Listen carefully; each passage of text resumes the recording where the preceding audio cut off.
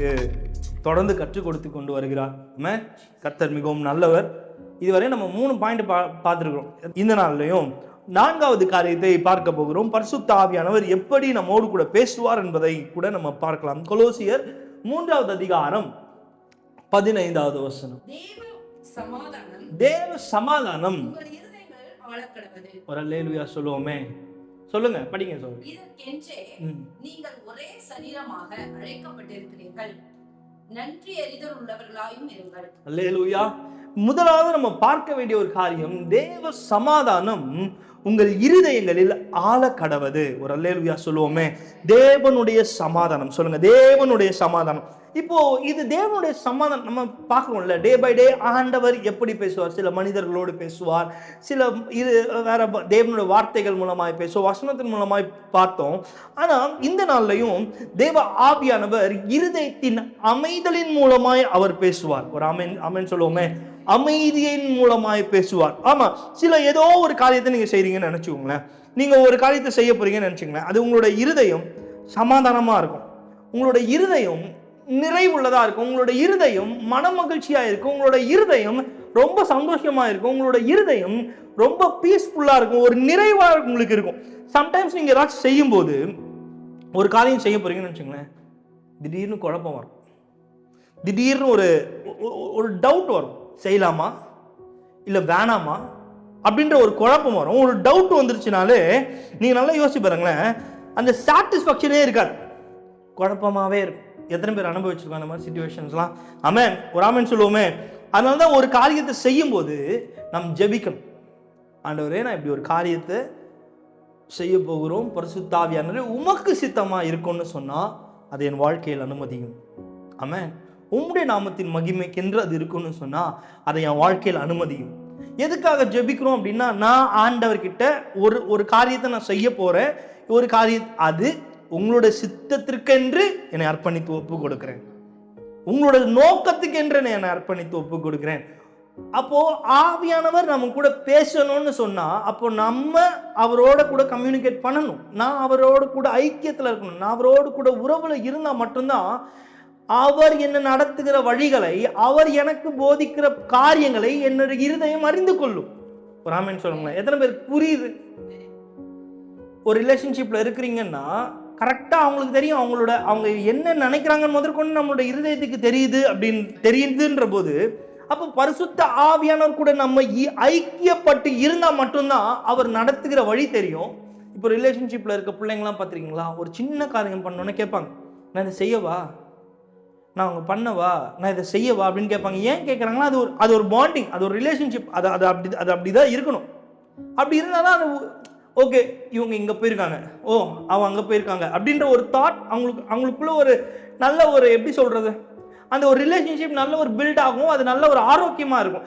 அப்போது நானே ஒரு காரியம் பண்ணிட்டேன், நானே ஒரு ரிலேஷன்ஷிப்பில் இருக்கும்போது நான் எதையும் சொல்லாமல் கொள்ளாமல் எல்லாத்தையும் ஒன்று பண்ணிட்டேன்.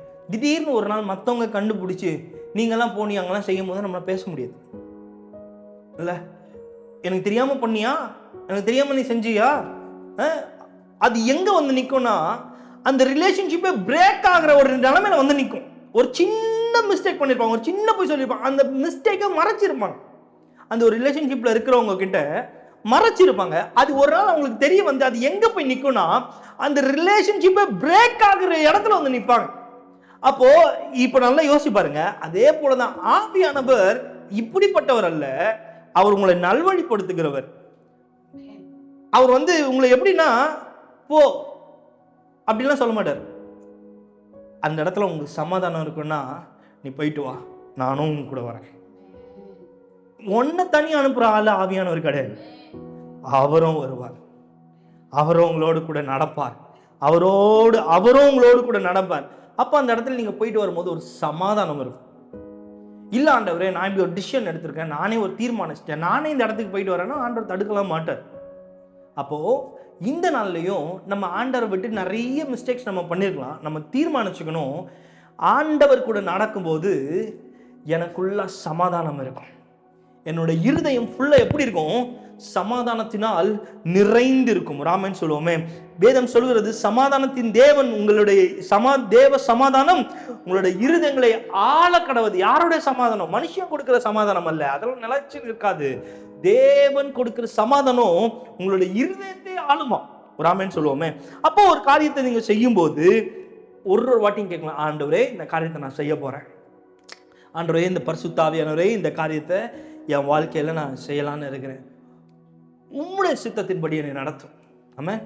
உம்முடைய யோசனையின்படி என்னை நடத்தும், உம்முடைய வார்த்தையின்படி நீர் என்னை நடத்தும், நீர் என்னை நடத்துங்க, நான் நடக்கிறேன். எத்தனை பேர் ஆமென் சொல்ல விரும்புகிறேன்? நீர் காட்டுகிற வழி போதும், நீ சொல்லுகிறது போதும். ஏன்னா நம்ம ஆல்ரெடி போய் முட்டி மோதிட்டுலாம் வந்திருக்கிறோம். ஆமென் சொல்லுவோமே. இனி அவர் காட்டுகிற வழி போதும், அவர் காட்டுகிற வழி மாத்திரம் போதும். எத்தனை பேர் சொல்ல முடியும்? அவர் காட்டுகிற வழி மாத்திரம் போதும், அவர் காட்டுகிற வழி மாத்திரம் எனக்கு போதும். ஒரு அல்லேலூயா சொல்லுவோமே. ரொம்ப சொல்றேன், சிம்பிளா சொல்றேன், ஆவியானவரோட the best teacher, the best guide இந்த உலகத்துல ஒருத்தர் கிடையவே கிடையாது. சம்டைம்ஸ் நம்ம நினைக்கலாம், சம்டைம்ஸ் நம்ம சூழ்நிலைகள், நம்ம குழப்பமான சூழ்நிலைகள்ல என்ன தீர்மானம் இது, அதுக்கு மேல நம்ம தீர்மானம் எப்படி எடுக்கணுன்றதே தெரியாது. ஒரு திடீர்னு ஒரு பெரிய தீர்மானம் எடுக்க வேண்டியது இருக்கும், அதை நான் என்ன தீர்மானம் எடுக்கணுன்றதே நமக்கு தெரியாது. இது நான் இப்படி போவா இல்லை இப்படி போவா, இந்த சைடு போவா அந்த சைடு போவா, இது என்னது? இது நார்மல் ஸ்டேட்மெண்ட் அல்ல, இது குழப்பத்துக்கான ஒரு ஸ்டேட்மெண்ட். நான் குழம்பி இருக்கிறேன், எனக்கு ரூட் தெரியல, நான் இந்த சைடு போகணுமா, ஏவை செலக்ட் பண்ணணுமா இல்லை பிஏ செலக்ட் பண்ணுமான்னு எனக்கு தெரியல. ஒரு வேளை இது என்ன மைண்ட் செட்டு? குழப்பம். ஏன்னா எனக்கு தெரியல. அப்போ அந்த குழப்பம் வரும்போது பதட்டம் ஆட்டோமேட்டிக்காக கூட சேர்ந்து வந்துடும். நீ நல்லா யோசிச்சு பாருங்களேன். பதட்டம், இதை பண்ணுமா அதை பண்ணு, தரல பைத்தியம் பிடிக்குது, தலை பிடிச்சிக்கலாமான்னு தோணுது, இந்த பக்கம் போலாமா அந்த பக்கம் போலாமான்ற ஒரு குழப்பம் நமக்குள்ள வரும். வந்திருக்கலாம், இல்லை இனியும் வரலாம். அப்போ நம்ம என்ன பண்றோம்? ஸ்பெசிஃபிக்கா என்ன பண்றோம்னா, நம்ம சில நமக்கு தெரிஞ்ச பாஸ்டர்ஸ் கிட்டயோ, நம்ம தெரிஞ்ச ஊழியக்காரங்க கிட்டயோ, உங்களுக்கு தெரிஞ்ச மற்ற யாருக்கிட்டையோ நம்ம போய் ஜெபிக்கலாம், அவங்க கிட்ட ஆலோசனை கேட்கலாம். நான் சொல்றேன், இவங்க எல்லா ஆலோசனை விடவும் பரிசுத்த ஆவியானவர் கொடுக்கிற ஆலோசனையை விட வேற எதுவும் சிறந்தது கிடையவே கிடையாது. ஒரு ஆமென் சொல்லுவோமே. பரிசுத்த ஆவியானவரை விட நல்ல டீச்சர் உங்களுக்கு கிடையாது. ஊழியக்காரர் எதுக்குன்னா தலையில கை வைக்கிறதுக்கோ கீழே உள்றதுக்கோ இது கிடையாது. கர்த்தர் எங்களை அபிஷேகம் பண்ணியிருக்கிற ஒரே வேலை நாங்கள் கர்த்தரை காண்பிக்கிறது மட்டும்தான். கர்த்தரோட நாமத்தை மகிமைப்படுத்துறதுக்கு மட்டும்தான் ஊழியக்காரர்களுக்கு அபிஷேகமே தவிர அவரோட புண்ணியத்தை அறிவிக்கிறதுக்கு மட்டும்தான் அபிஷேகம். ஒரு ஆமென் சொல்லுவோமே. இப்போ ரொம்ப சிம்பிளா சொல்றேன், ஒரு நல்ல டீச்சர் எப்படி இருக்கணும்னா, இப்போ நீங்க நல்லா பாருங்களேன், நான் படிக்கும் போது இருந்துச்சு, இப்போ இருக்குதான்னு தெரியல. சில மேம்லாம் இருப்பாங்க, என்னன்னா அவங்க ரொம்ப ரொம்ப எக்ஸ்பீரியன்ஸாக இருப்பாங்க, ஒரு 10 வருஷம் 20 வருஷம். அவங்க என்ன சொல்லுவாங்கன்னா, பிள்ளைங்களை எழுதியெல்லாம் போட்டுருவாங்க, எக்ஸாம் வரப்போகுதுன்னு நினச்சிக்கோங்களேன். அவங்க ரொம்ப சிம்பிளாக சொல்லுவாங்க, இங்கே பாருப்பா, நீ மற்றது எதையுமே படித்து குழம்பாதரா, மற்றது எதையுமே பிடிக்காது, நான் ஒரு சில கொஸ்டின்ஸ் கொடுக்குறேன், இதை மட்டும் படி, நீ பாஸ் ஆகிடும். எத்தனை பேருக்கு அந்த ஒரு எக்ஸ்பீரியன்ஸ் இருக்கு? அவங்க தெளிவாக சொல்லுவாங்க, நீ இதை மட்டும் படி, நீ கண்டிப்பாக பாஸ் ஆகிடும். நீ மற்றபடி புக் எடுத்தோ, நீ இது பண்ணணும்ட்டோ, நீ தலைக்கீழ நின்று உருளணும் பொருளணும், நீ ஃபுல்லா படிச்சு இதெல்லாம் நீ பண்ணாத, நான் குறிச்சு கொடுக்குறேன், இந்த 1 word படி, இந்த காரியங்களை படி, இந்த 5 marks படி, இதை மட்டும் நான் ஒரு கொஸ்டின் பேப்பர் எடுத்து கொடுக்குறேன், இதை மட்டும் நீ படிடா, நீ பாஸ் ஆயிடும். அப்போ அந்த தைரியம் எங்கேருந்து வருதுன்னா, அவங்களோட எக்ஸ்பீரியன்ஸ். அவங்களுக்கு தெரியும், இத்தனை வருஷமா அவங்க அந்த சிலபஸ் எடுத்திருக்காங்கன்னா அவங்களுக்கு தெரியும், இந்த வருஷம் என்ன கொஸ்டின் பேப்பர், இத்தனை வருஷம் இந்த கொஸ்டின் கேட்டிருக்காங்கன்னா ரிப்பீட்டடா இந்த வருஷமும் கேட்பாங்க. ஏன்னா அவங்களோட அனுபவம், அவங்களோட முதிர்ச்சி பிள்ளைகளை ஈஸியா ட்ரெயின் பண்ண வைக்குது. இதை படி போதும். நீங்க நல்லா பாருங்களேன், மேம் பேச்சு கேட்டு எவன் அந்த கொஸ்டின் பேப்பர் படிக்கிறானோ பாஸ் ஆயிடும். ஒரு ஆமென் சொல்லுவோம். அவன் மேம் பேச்சை கேட்டு யாரு அந்த மிஸ் சொல்லுவாங்க, இதை படி பாஸ் ஆயிடுவாங்க, யார் அந்த வார்த்தைக்கு கீழ்ப்படிஞ்சு அந்த மிஸ் சொன்ன அந்த கொஸ்டின் பேப்பரை அவங்க எடுத்து கொடுத்து கொஸ்டின் பேப்பரை படிக்கிறாங்களோ அவன் பாஸ் ஆயிடுவான். ராமன் சொல்லுவோமே. எத்தனை பேருக்கு அந்த அனுபவம் இருக்கு? மிஸ்ஸுக்கு வேற எதுவும் படிக்க தேவையில்ல, அந்த மிஸ்ஸுக்கு தெரியும், ஏன்னா இவங்க படிச்சா இதை படிச்சா பாஸ் ஆயிடுவாங்கன்னு மிஸ்ஸுக்கு தெரியும். அப்போ மிஸ் பேச்சை கேட்டு அந்த கொஸ்டின் பேப்பரை மட்டும் படிச்சா பாஸ் ஆகிட முடியும்னு சொன்னா, ஆவியானவர் பேச்சை கேட்டு அவர் நடத்துகிற வழியை மட்டும் நீங்க ஃபாலோ பண்ணீங்கன்னா, ஒரு ஆமென் சொல்லுவோமே, மற்ற எந்த காரியத்தையும் கேட்காம, மனுஷர்களுடைய ஆலோசனையை கேட்காமல், மற்ற தேவையில்லாத சில ஆலோசனைகள், தேவையில்லாத சில உபதேசங்கள், துருபதேசங்கள், தேவையில்லாத சில ஆலோசனைகள், மனுஷர் கொடுக்கிற ஆலோசனைகள், மனுஷர் கொடுக்கிற வார்த்தைகள், இதெல்லாம் நீங்க தீர்மானம் பண்ணி உங்களோட வாழ்க்கையை நீங்க டிசைட் பண்ணீங்கன்னு சொன்னா, உங்களோட வாழ்க்கையில நீங்க அடுத்த படி எடுத்து வைப்பீங்கன்னா அது நல்லா இருக்காது. ஆனால் ஆவியானவர் ஒரு நல்ல டீச்சர். அவருக்கு தெரியும் நீ என்ன பாதையில போக போற, இந்த பாதை ஃபுல்லா இப்படி இருக்க போகுது. ஒருவேளை இல்ல ஆவியானவர் காட்டுற பாதை இல்ல ஆண்டவரே வழியே இல்ல, நீங்க காலை எடுத்து வைங்க, வழிகள் உண்டாகும். இல்ல ஆண்டவரே நான் போறேன், எதுக்கு கடல் இருக்குது, காலை எடுத்து வைப்பா, கடல் திறக்கும். இல்ல ஆண்டவரே அப்பா கடல்லாம் கொந்தளிக்குது, காலை எடுத்து வைப்பா, கடல் அமைதியாகும். இல்ல ஆண்டவரே கடல் ரொம்ப கொந்தளிக்குது, காலை எடுத்து வைப்பா, நீ கடல் மேலேயே நடப்ப. ஏன்னா வாக்கு பண்ணினவர் மனிதன் அல்ல, இந்த உலகத்திலே தி பெஸ்ட் டீச்சர் பரிசுத்த ஆவியானவர் உங்களோடு கூட நடக்கும்போது, எப்படி ஒரு மிஸ் ஒரு கொஸ்டின் பேப்பர் கொடுத்து இதை மட்டும் படி பாஸ் ஆயிடுவேன்னு சொன்னாங்களோ, பாஸ் ஆக முடியுமோ, அதே போல ஆவியானவர் காட்டுகிற வார்த்தையின்படியையும் வசனத்தின்படியையும் நம்ம நடப்போம்னு சொன்னா கண்டிப்பா நம்மளோட வாழ்க்கை 100% பாஸ் ஆகியே தீரும். அப்புறம் நம்ம சொல்ல முடியாது கிறிஸ்துவ வாழ்க்கை போராட்டம் வாழ்க்கை ரொம்ப இதெல்லாம் வராது. அப்ப சொல்லுவீங்க கிறிஸ்துவ வாழ்க்கை மிகவும் அருமையான வாழ்க்கை. ஆமென் சொல்லுங்க, ஆமென் சொல்லுங்க. கிறிஸ்துவ வாழ்க்கை மிகவும் அருமையான வாழ்க்கை, கிறிஸ்துவ வாழ்க்கை அற்புதமான வாழ்க்கை, கிறிஸ்துவ வாழ்க்கை மாதிரி மேலான வாழ்க்கை வேற எதுவுமே கிடையாது. எப்போ பரிசுத்த ஆவியானோட சத்தத்தை கேட்டு அவர் குறித்து கொடுக்கிற வழிகள்ல நான் நடக்கும்போது, ஒரு ஆமென் சொல்லுவோமே, அவர் குறித்து கொடுக்கிற வழி என்னோட இருதயத்துக்கு துக்கமா இருக்காது. அவர் குறித்து கொடுக்கிற வழி என் இருதயத்துக்கு கேள்விக்குறியா இருக்காது. அவர் குறித்து கொடுக்கிற வழி என் இருதயத்தை கேள்வி எழுப்பாது. அவர் குறித்து கொடுக்கிற வழியோ, அவர் காட்டுகிற வழியோ உங்களுக்கு சமாதானமாக இருக்கும். சொல்லுங்களேன், அவர் காட்டுகிற வழி சமாதானமா இருக்கும். அவர் காட்டுகிற வழி உங்களோட இருதயம் ரொம்ப பீஸ்ஃபுல்லா இருக்கும். உங்களோட இருதயம் நீங்க கண்ணை மூடினீங்கன்னா தூங்கிடுவீங்க. வா வாட் a joy. சில பேருக்கு பாருங்களேன், நம்ம எவ்வளவு தூக்கு மாத்திரை போட கூட தூக்கம் வராத ஆட்கள்லாம் நம்ம ஊர்ல நிறைய பேர் இருக்கிறாங்க. ஏன்? குழப்பம். என்ன பண்ணணும்னு தெரியல, ஏது பண்ணணும்னு தெரியல, அடுத்து நான் என்ன செலக்ட் பண்ணணும், என்ன டிசிஷன் எடுக்கணும், வாழ்க்கையிலையும் உங்களோட சப்ஜெக்ட் உங்களோட கேரியர்லையும் என்ன பண்ணணும் எதுவுமே தெரியல. ஏன்? தூக்கம் வராத அளவுக்கு ஒன்று பாதிக்குதுன்னு என்னது? குழப்பம்.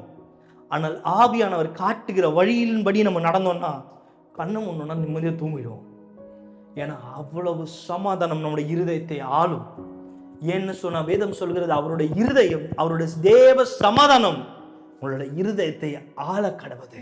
ஒரு ஆமென் சொல்லுங்களேன். அப்போ இருதயத்தின் மூலமாய், ஒரு அமைதியின் மூலமாய் ஆவியானவரை நீங்கள் உணர முடியும். ஆவியானவர் பேசுகிறதை நீங்களும் உங்களுடைய இருதயமும் உணர முடியும். ஒரு ஆமென் சொல்லுவோமே. சம்டைம்ஸ் சொல்லுவாங்க பாத்தீங்களா, ஆண்டவர் சில குழப்பங்களை உங்கள் வாழ்க்கையில கொடுப்பார், சில கேள்வியின் ஒரு மாதிரி நடத்துவார். கேட்டிருப்போம். தேவன் குழப்பங்களை, சில குழப்பத்தின் மத்தியில், தெளிவா சொல்றேன், தேவன் குழப்பத்தின் மத்தியில் நடத்துகிறவர் அல்ல. ராமன் சொல்லுவோமே. உங்களை குழப்பி ஏங்க, நான் ஒரு சிம்பிளா உங்க பிள்ளைக்கு இந்த மாதிரி பண்ணுவீங்களா? நீங்க உங்க பிள்ளை நீங்க கைட் பண்ண முடியும், உங்க பிள்ளைய நீங்க நல்லா குழம்பி அது வந்து நல்லா பைத்தியம் பிடிக்கிற அளவுக்கு நல்லா அதுக்கு மூளையெல்லாம் குழப்பி விட்டு நீங்கள் அதை பார்த்து சிரிப்பீங்களா? சமாதானமாக இருப்பீங்களா? உங்களால் சமாதானமாக இருக்க முடியுமா? உங்கள் பிள்ளைங்க அப்படி இருக்கிறத பார்த்து பெற்றோர்களாகி நீங்கள் சமாதானமாக இருப்பீங்களா? முடியாது. ஏன்னா உங்களோட பிள்ளைங்களோட சமாதானம் உங்களுக்கு முக்கியம், உங்கள் குடும்பத்தோட சமாதானம் உங்களுக்கு முக்கியம். ராமன் சொல்லுவோமே. அப்போ வேதம் சொல்கிறது, பொல்லாதவர்களாகிய நீங்களே உங்கள் பிள்ளைகளுக்கு நல்ல ஈவுகளை கொடுக்க அறிந்திருக்கும் போது, அப்போ உங்களை குறித்து நீங்க அவருக்கு பிள்ளைகளா இருக்கிறீங்கன்னும் போது உங்களுடைய சமாதானத்தை அவர் மிகவும் விரும்புகிறவராக இருக்கிறார். சில வேளையில சில சொல்லுவாங்க, ஒரு குழப்பத்தின் மத்தியில ஆண்டவர் நடத்துவார், சில பாதையில குழப்பத்தின் பாதையில நடத்துவார் அப்படின்னா ஐ கான்ட் அக்ரி, நான் இதை ஏற்றுக்கொள்ளாதீங்க. இதை யாருமே ஏற்றுக்கொள்ளாதீங்க. ஒரு ஆமென் சொல்லுவோமே. ஏனென்று சொன்னால் பிலிப்பியர் 4வது அதிகாரம் 9வது வசனம் சொல்கிறது, சமாதானத்தின் தேவன் உங்களோடு இருப்பார். ரோமர் 15:33 சொல்லுகிறது, சமாதானத்தின் தேவன் உங்கள் அனைவரோடும் கூட இருப்பார். 1 தெசலோனிக்கேயர் 5வது அதிகாரம் 23வது வசனம் சொல்கிறது, சமாதானத்தின் தேவன் தாமே உங்களை முற்றிலுமாய் பரிசுத்தமாக்குவாராக. ரோமர் 16:20 சொல்கிறது, சமாதானத்தின் தேவன் தாமே சீக்கிரமாய் சாத்தானை உங்கள் கால்களின் கீழே நசுக்கி போடுவார். ஆமென். 2 கொரிந்தியர் 13:11 சொல்லுகிறது, அன்புக்கும் சமாதானத்துக்கும் காரணராகிய தேவன் உங்களோடு இருப்பாராக. அப்ப வேதத்தில் எடுத்து பார்க்கும்போது அவர் வெறுப்பை கொடுக்கிற தேவன் அல்ல, அவர் கசப்பை கொடுக்கிற தேவன் அல்ல, அவர் குழப்பத்தை கொடுக்கிற தேவன் அல்ல. இப்ப நம்ம படிச்ச எல்லா வார்த்தைகள்லையும் தேவனை எப்படி விவரித்து இந்த தேவ பிள்ளைகள் எழுதியிருக்கிறார்கள் என்று சொன்னால், அவர் தேவன் சமாதானத்தின் தேவன். God of peace, சமாதானத்தின் தேவன். சொல்லுங்க, நம்முடைய தேவன் யாரு? சமாதானத்தின் தேவன். சொல்லுங்களேன், சமாதானத்தின் தேவன். அப்ப நீங்க சொல்லுங்க, அவர் எப்பேற்பட்டவர்? சமாதானத்தின் தேவன். அவர் உங்களுக்கு குழப்பத்தை கொடுக்க மாட்டார். ராமன் சொல்லுவோமே, குழப்பம் வந்துச்சுன்னா அது தேவனிடத்திலிருந்து குழப்பம் வரல, அது பிசாசின் இடத்துலேருந்து வந்திருக்குது. அப்ப சொல்லுங்க, எனக்கு அவர் சமாதானத்தையே கொடுக்க விரும்புகிறார். சொல்லுங்க, அவர் எனக்கு சமாதானத்தையே கொடுக்க விரும்புகிறார். அவர் கொடுக்கிற சமாதானத்துக்குள்ளாகவே நான் நடக்க விரும்புகிறேன். அவர் காட்டுகிற சமாதானத்தின் பாதையிலேயே நடக்க விரும்புகிறேன். அவர் கொடுக்கிற சமாதானத்தின் வழியிலே நான் நடக்க கடவேன். இப்படி சொல்லும் போது சமாதானத்தின் தேவன் நமக்கு சமாதானத்தின் வழியே நம்ம காண்பிப்பார். குழப்பம் வராது. நம்ம பெருசா டிப்ரெஷனுக்குள்ள போக தேவையில்லை, பெருசா நம்ம நிறைய காரியங்களை யோசிக்க தேவையில்லை. அதுக்கப்புறம் நீங்க தைரியமா சொல்லுவீங்க, கிறிஸ்துவ வாழ்க்கை மாதிரி இனிமையான வாழ்க்கை வேற எதுவுமே கிடையாது, கிறிஸ்துவ வாழ்க்கை மாதிரி ஹாப்பியஸ்டான ஒரு லைஃப் கிடையவே கிடையாது, நீங்க தாராளமா சொல்லுவீங்க. அப்போ நான் இவரோடு கூட நடக்க வேண்டிய ஒரு கட்டாயம் நமக்கு இருக்குது. நம்ம டிசிஷன் நம்ம கிட்ட இருக்கு இல்லையா? இப்போ நம்ம முன்னாடி ஒரு கல்யாணத்துக்கு போறோம், பிரியாணி போடுறாங்க அப்படின்னா, போட்டோன்னு சாப்பிட்றதும் உங்ககிட்ட இருக்குது, இலையை மூடி வைக்கிறதும் உங்ககிட்ட இருக்கு. முடியுமா? முடியாது. உங்களால கண்டிப்பா முடியும். இப்போ அந்த மாதிரி தான் ஆயிடுச்சு. இப்போ சோறு சம்மந்தப்பட்ட இது சொன்னா மட்டும் தான் நமக்கு இதுக்கே உட்காந்து யோசிக்க முடியுது. சோறு சம்மந்தப்பட்டது என்ன சொல்லலாம், வேற என்ன? ஆமா. அப்போ நீங்க யோசிச்சு பாருங்களேன். அப்போ நீங்க இதை சாப்பிட்றதும் சாப்பிடாம இருக்கிறதும் உங்ககிட்ட இருக்குது. அதே போல ஆவியானவர் கூட நடக்கிறதும் நடக்காததும் உங்ககிட்ட தான் இருக்கு. நீங்க எந்த வழியை தேர்ந்தெடுக்கிறீங்க? கர்த்தரோட வழியை மட்டும் தேர்ந்தெடுங்க, மீதி அவரை பார்த்துப்பார். நம் கர்த்தர் மிகவும் நல்லவர். ஆமென். அவர் ரொம்ப நல்லவராக இருக்கிறார். அப்போ நான் உங்ககிட்ட சொன்னது போல ஒரு காரியத்தை நீங்க செய்யும் போது தேவனுடைய சமாதானம் உங்களுடைய இருதயத்தை ஆண்டு கொள்ளும். அதுலேயே நீங்க தெளிவாக தெரிஞ்சுக்கோங்க, இட்ஸ் காட்ஸ் வில். சம்டைம்ஸ் நான் என்ன பண்ணலாம், எது தேவனோட சித்தம், எது தேவனுடைய நோக்கம், எது பரிசுத்த ஆவியானவர் என் வாழ்க்கையில காண்பிக்கிற வழி, நான் என்ன அடுத்த கரியரில் நான் என்னத்தை செலக்ட் பண்ணணும், நான் எந்த ஸ்டெப்பில் நான் கால் வைக்கணும், எனக்கு தெரியல. ஆவியானவர் எப்படிலாம் பேசுவார் நம்ம தொடர்ந்து பார்த்துருக்கிறோம். அதில் ஒரு காரியம், அவர் காட்டுகிற வழி, அவர் கொடுக்குற சமாதானத்தினால் உங்களுடைய இருதயம் நிம்மதியாக இருக்கும். ஆமென். மற்றவங்கள பார்த்து கேட்பேன்டா, இந்த சூழ்நிலை எப்படா தூக்கம் வருது? உங்களுக்கு தூக்கம் வரும், நிம்மதியாக இருப்பீங்க. அவர் கொடுக்குற சமாதானம் உங்களோட இருதயத்தை ஆளும் போதே தெரிஞ்சுக்கோங்க, இதுதான் தேவனுடைய சித்தம், இதுதான் தேவன் காட்டுகிற வழி, இதுதான் தேவன் என் வாழ்க்கையில் வைத்திருக்கிற நோக்கம். குழப்பமாக இருக்குதுன்னா ஃபுல் ஸ்டாப் வச்சு நிறுத்துங்க. அது படிப்பாக இருக்கட்டும், லைஃபாக இருக்கட்டும், இல்லை அப்டேட் ஆகிற லைஃப்பில் என்ன ஒரு சிச்சுவேஷனாக இருந்தாலும் நிறுத்துங்க, ஜெபிங்க. அவர் கொடுக்குற சமாதானம் உங்களோட இருதயத்தை ஆளும் போதே தெரிஞ்சுக்கோங்க. அந்த சமாதானம் கிளியராக தெரியும். அது மனுஷன் கொடுக்குற சமாதானம் இல்லை, ஒன்றுமே இருக்காது. நீங்கள் சந்தோஷமாக இருப்பீங்க. நீங்கள் நம்ம கண்டிப்பாக அனுபவிச்சிருக்கோம் அந்த மாதிரிலாம். ஒன்றுமே இருக்காது, நம்மளே பெரும் பிரச்சனையில் போயிடுவோம். நம்ம கதையை கேட்டால் ஒரு 4 பேர் அழுதுன்னு இருப்போம். ஆனால் நம்ம எப்படின்னா ஹாப்பியாக இருப்போம், பாட்டு பாடின்னு இருப்போம், நம்ம பாட்டு வர்ஷிப் பண்ணிட்டு இருப்போம், அந்நிய பாஷை பேசிகிட்டு இருப்போம். தேவன் கொடுக்குற சமாதானம். இந்த உலகம் உன்னை போட்டு புரட்டி எடுக்குதா, இந்த உலகம் உன்னை குற்றப்படுத்துதா, அவன் பாட்டு உன்னை பற்றி பேசிட்டோம், நீ பாட்டு சந்தோஷமாக இருக்கு. அதே போல் இது நம்ம ஒரு வாட்டி பண்ணியாச்சு. இனி அவர் காட்டுகிற வழி உங்களுக்கு சமாதானமாக இருக்க கடவுள். எழுதி வச்சுக்கோங்க, அவர் எனக்கு கொடுக்கிற வழி, அவர் காண்பிக்கிற வழி என் இருதயத்துக்கு சமாதானமாக இருக்கும்.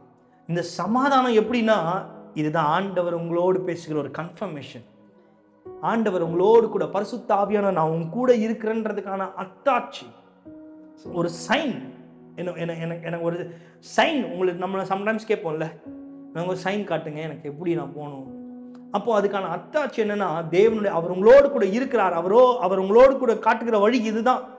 தைரியமா நீங்க எப்போ இறங்கலாம்னா, ஏதோ ஒரு விஷயம் நடக்குது, ஒரு பாதை நீங்க செலக்ட் பண்றீங்க, அந்த பாதை உங்களோட இருதயத்துக்கு அவ்வளோ பெரிய ஆனந்தமா இருக்கும். ஆமென். உங்களோட இருதயம் அவ்வளோ சமாதானமா இருக்கும். உங்களோட இருதயம் மகிழ்ந்து இருக்கும். ஒண்ணுமே இருக்காது, ஆனா இன்னொரு வே இருக்கும். அதை பார்த்தாலே உங்களுக்கு கன்ஃபியூஸ்டா இருக்கும். போலாமா வேணாமா, ரொம்ப டிஸ்டர்ப்டா இருக்கும். ஆனால் கர்த்தர் காண்பிக்கிற இன்னொரு வழி, அதை நீங்க பார்க்கும் போதே ஒரு சமாதானமா இருக்கும். அப்போ நீங்க இப்போ தேவன் 4வது காரியம், உங்களுடைய இருதயத்தின் சமாதானத்தின் மூலமாய் அவர் பேசுவார். ஆமென். அதனால தான் கொலோசியர்ல சொல்லுகிறது, நம்ம பார்த்தோம் லைனா ரேண்டமாக வசனம் படிக்கும் போது அவர் எப்பேற்பட்ட தேவன்? காட் ஆஃப் பீஸ், சமாதானத்தின் தேவன். அப்போ உங்களுடைய கர்த்தர் யாரு? சமாதானத்தின் தேவன். சமாதானம், காம், ரொம்ப உங்களை அமர்ந்த தண்ணீர் நடத்துகிற தேவன். ரொம்ப பீஸ். திரும்பவும் சொல்றேன், நீங்க ரொம்ப நல்லா இருப்பீங்க. நீங்க ரொம்ப ரொம்ப நல்லா இருப்பீங்க. கர்த்தரை தேடி வர ஒருத்தன் கூட, ஏன்னா வசனம் சொல்லுது ஒருவனும் கெட்டு போக கூடாதுன்றது பிதாவோட சித்தம். சொல்லுங்களேன், ஒரு ஆமென் சொல்லுங்களேன்.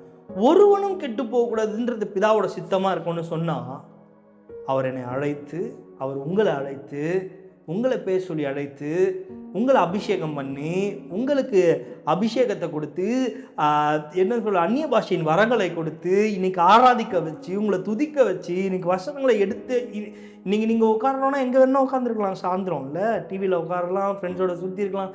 ஆனாலும் கர்த்தரோட வார்த்தைக்கு கேட்கணும், அவர் காண்பிக்கிற வழியில் நடக்கணும்னு வந்திருக்கிற நீங்கள் பாக்கியவான்கள். இந்த வார்த்தையை கேட்கிற நீங்கள் பாக்கியவான்கள். இந்த வார்த்தையை கேட்கிற நீங்கள் ரொம்ப ப்ரெஷியஸ். ஆமென். அப்போ 4வது காரியம் என்னது? உங்களுடைய இருதயத்தை சமாதானம், தேவ சமாதானம் ஆண்டு கொள்ளும். இது ஆண்டவர் பேசுகிற சமாதானம், உங்களுடைய இருதயத்தின் சமாதானத்தின் மூலமாய் பேசுகிற 4வது காரியம். ஒரு அல்லேலூயா சொல்லுவோமே. ஓகே, இப்போ 5வது காரியத்தை பார்க்க போறோம். ஆமென். எழுதிட்டீங்களா? 4வது காரியம், பிரைஸ் தி லார்ட். கர்த்தர் மிகவும் நல்லவர். ஹல்லேலூயா. ஓகே, 5வது காரியம், நம்ம எல்லாருக்கும் தெரிஞ்ச ஒரு கேரக்டர் நம்ம பார்க்க போறோம். எலியா. எலியா யாரு? எலைஜா ஒரு பெரிய ப்ராஃபட், ஒரு தீர்க்கதரிசி. ஆனா இந்த தீர்க்கதரிசி எப்பேற்பட்டவர்னா, அவருக்கு ஆன்சைட்டி இருந்துச்சு, மரண பயம். எங்கேயாச்சும் கொன்னுடுவாங்களோ, தேவநாமம் மகிமைப்படட்டும். எனக்கு இந்த எலியா எனக்கு எப்போ பிடிக்க ஆரம்பிச்சதுன்னா, அவருக்கு ஆன்சைட்டி இருக்குன்னு தெரிஞ்ச பிறகு எலியா எனக்கு பிடிக்கவே ஆரம்பிச்சு. அவ்வளோ பெரிய ப்ராஃபட், அவ்வளோ பெரிய தீர்க்கதரிசி, உயிர் பயம். தேவநாம மகிமைப்படட்டும். டைமிங் பண்ணி நேற்று ராத்திரி வெளியில் முடிச்சுட்டு வெளில போயிட்டு வந்தேன். இங்கே போயிட்டு வந்துட்டு நான் ராத்திரி உட்காந்து ஒரு கான்செப்ட் வீடியோ பார்த்துட்டு இருந்தேன். வீடியோ பார்த்துட்டு அப்படியே உட்காந்துட்டு இருந்தேன். ஜாப் பண்ணி முடிச்சுட்டு பார்த்து 3 மணி ஆயிடுச்சு. தூக்கம் வரல. திடீர்னு அழுகுறேன். திடீர்னு என்னன்னே தெரில, தேம்பி அழுகுறேன்.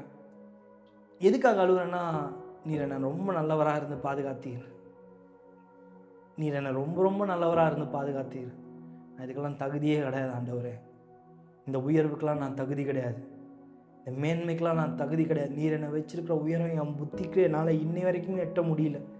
என்னால் நீங்கள் சொல்கிற காரியம் இன்னை வரைக்கும் பேசுறது என் ஞானத்துக்கு, என் புத்திக்கு என்னால் இப்போவுமே என்னால் புரிஞ்சிக்க முடியல ஆண்டவரே. நான் திரும்பி பார்க்குறேன், 3 டைரி ஃபுல்லாக கம்ப்ளீட் ஆயிடுச்சு. அவ்வளோ தேவனோட வார்த்தைகள், அவ்வளோ வெளிப்பாடுகள். நான் திரும்பி பார்த்து, லார்ட், நான் எந்த விதத்திலும் தகுதி கிடையாது. நான் இதுக்கெல்லாம் எந்த விதத்திலும் பாத்திரவான் கிடையாது. நான் இதுக்கெல்லாம் எனக்கு இதை உங்களோட வார்த்தையை சொல்கிறதுக்கு நீங்கள் என்னை தெரிந்து கொண்டீர் என்று சொன்னால், லார்ட் எனக்கு தெரியல, யோசிக்கலாம். அதுக்கப்புறம் என்னாச்சு, இப்படியே போயிட்டு இருந்துச்சு. திடீர்னுட்டு அப்படி அகைன்ஸ்டாக மாறி, இவ்வளோலாம் செய்கிறீங்க என்னையை கொண்டு, ஆனால் எனக்குள்ள அந்த ஒரு ஆன்சைட்டின்ற ஒரு விஷயம் இருந்துச்சு. அது என்ன ஆண்டவரே, ஏன்னா அந்த ஆன்சைட்டி இருக்கும் போதெல்லாம் நிறைய தீர்க்க தரிசனங்கள் பேசுவார் ஆண்டவர். அவங்களுக்கு பேசுவார், இவங்களுக்கு பேசுவார். என் கூட பேசுங்க, நான் கேட்டுட்டு இருப்பேன். என் கூட பேசுங்கப்பா, எனக்குள்ள இந்த பயம் இருக்கு. வெளியில கூட்டங்களுக்கு போனா பேசும்போதே தீர்க்க தரிசனங்கள் வரும், பேசும்போதே ஆண்டவர் பேசுவாரு. அங்கே நிற்கும் போது எல்லாமே அழுவாங்க. அவங்க நிற்கும் போதே ஆண்டவருக்கு ஒப்பு கொடுப்பாங்க. ஆண்டவருக்கு அங்கவே தங்களோட வாழ்க்கையை ஆண்டவருக்கு ஒப்பு கொடுப்பாங்க. யாருக்குமே தெரியாது. ஆண்டவர்கிட்ட கேட்டே இருப்பேன், ஆண்டவரே என் கூட பேசுங்களேன், என்ன மாற்றுங்களேன். எனக்குள்ள இந்த பயம் இருக்குது. அங்கே போய் நின்னா பயப்படாதுங்கன்னு ஆண்டவர் பேசுவார். உள்ள அவ்வளோ ஆன்சைட்டியில் அந்த உச்ச கட்டத்தில் டீப்பில் இருப்பேன். பட் ஒன்றே ஒன்று தெரியும், நீ நல்லவர், நீ எனக்கு குறித்ததை நிறைவேற்றுவே. நீங்கள் நம்ப மாட்டீங்க. யோசிச்சு அழுது விடிகாலில் 5:30 மணி வரையும் முடிச்சிருங்க. நீர் எவ்வளோ நல்லவர்ன்றதை நான் பார்க்குறேன் ஆண்டவரே, நீர் எவ்வளோ உண்மை உள்ளவர்ன்றதை நான் பார்க்குறேன். ஆண்டவர் பயன்படுத்திருக்கணும், யாரை வேணா பயன்படுத்திருக்கலாம், எப்பேற்பட்டவங்கள வேணா பயன்படுத்தியிருக்கலாம். சிலருக்கு ஆண்டவர் பேசுகிற தீர்க்க தரிசனம் அப்படியே எக்ஸாக்டாக இருக்கிற மாதிரி இருக்கும். அப்படியே சொல்லுவாங்க, இதெல்லாம் லிட்டரலி நடந்துட்டு இருக்கிறது எனக்கு தெரியவே, அவங்கள யாருன்னே தெரியாது. ஆனால் நம்மளோட வாழ்க்கையில், நம்மளோட தனிப்பட்ட வாழ்க்கையில் ஆண்டவர் போயிட்டு இருக்கும்போது என் என்னன்னு கர்த்தருக்கு தெரியும்.